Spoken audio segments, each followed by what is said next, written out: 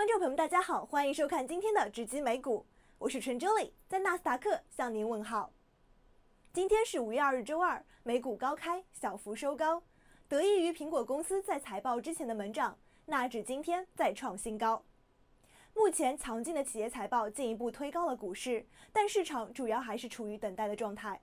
投资者普遍关注美联储于美东时间明天下午2点做出的最新利率决议，以及周五即将公布的4月非农就业数据。继上周五公布的第一季度 GDP 不及预期之后，本周的这些事件显得尤为重要。今天，联储开始召开为期2天的货币政策会议，市场普遍预计联储今年还将加息2次，且利率维持不变。下一次加息在6月。但联储很可能会根据目前的经济形势而改变政策。在经济数据方面，今天开始，各大汽车企业将陆续发布4月销售数据，其中福特和通用汽车4月销售额不及预期，股价下滑。特朗普宣布正在考虑拆分大银行，基建计划已经基本完成起草，将在未来2到3周，也可能更早公布。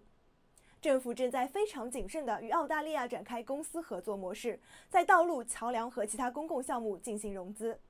但华尔街普遍认为要理性对待特朗普的讲话，毕竟距离法案的通过还有很长的一段路要走。本周还会有很多重要的企业公布财报数据，明天特斯拉、脸书等将公布企业财报。今天原油期货价格走低，跌破了每桶48美元。纵观全球，法国将在本周日举行第2轮大选。欧洲股市以及亚洲市场今天大体上涨。更多的详细资讯，请关注今天的交易员访谈。 Hope everyone's feeling good. It's Tuesday. We start a 2-day Fed meeting. At this point, I think most would like a June rate hike that would keep pretty much the same narratives in place where, the banks could get a little stronger, the small caps could stay in vogue, and then maybe we get this move in the S&P cash back above 2,400. At this point, Europe's having a nice day after being closed for May Day. Asia's mixed, and our futures are flattish. So if you take a look at the chart of the S&P cash, about a week ago after the French elections, we had a really nice gap up to take out this wedge-type pattern to get us in motion. If you remember, we talked about buying verse 2369. If you did so, you got paid a little later that week, but you had to really, have confidence that the market was going to stay in stride. So at this point, look at this nice high-level bull flag. At this point, I am long the spiders, okay? And I'm hoping that this 2380 holds. If we start breaking above 2394, I probably will add for a move north of 2400. I do think, though, usually if that's going to happen, it happens on Fed Day, which is tomorrow. It might wait for 2 o'clock or it might happen before.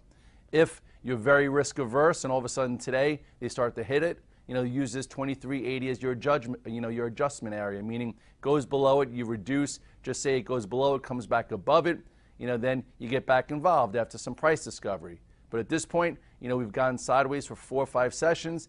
I do think that if we can get a Fed that's not hawkish, but just not dovish, where June looks like we're going to get a raise, okay, I think that the market breaks out a little bit later this week. Also, the small caps can give you some clues. Yesterday, I got back long. Why did I get back long? The IWM. Well, first of all, here was your nice break of this descending channel. This has been a leading sector. Then for those of you that know the Red Dog reversal, okay, from almost 142 down to 139, it went below 139, made a new low of 138.78, came back above it. That was my entry. So now I am long the IWM. I will use yesterday's low as a stop. Then at some point, hopefully it gets better and starts to give us clues that the market could continue higher. Perhaps a trade and close above yesterday's high, you add a level.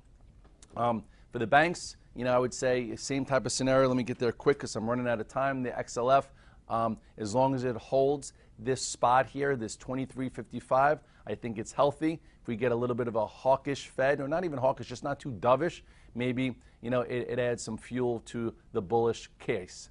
As far as high beta tech, wow, what awesome moves. My go-to list of 20 to 25 names have been triggering at different times, giving us great trades, day trades, swing trades. Yesterday I talked about, buying Apple, getting above this 145 for another trade, and he had a nice breakout. Today earnings are after the close, so know your time frame.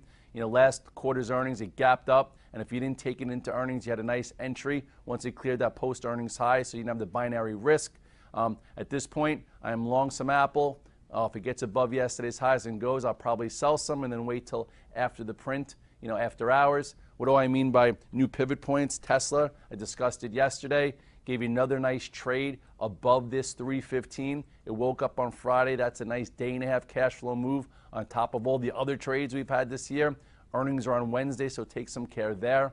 As far as Netflix, we discussed that as well. Look at the size of this move, okay? Basically broke out above this 148.20, held it, then gave you another nice cash flow move above this 153.50 pivot.